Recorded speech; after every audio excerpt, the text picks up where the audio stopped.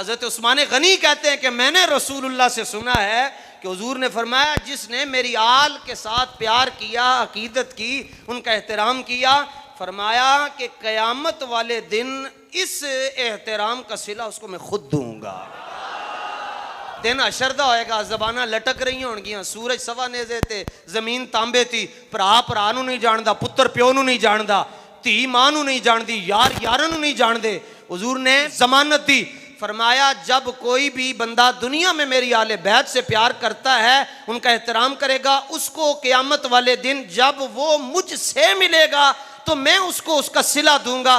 गौर करना, हुजूर फरमाते हैं जब वो मुझसे मिलेगा, उन जिदी हुजूर दे नाल मुलाकात हो गई, ओनू और सिला की चाहिदा होएगा। फरमाया कोई इबादत गुजार आए या ना आए हमारे पास, लेकिन पंजतन का नौकर हमारे कदमों में जरूर आएगा। आले बैत से प्यार करने वाला मुझसे जरूर मिलेगा।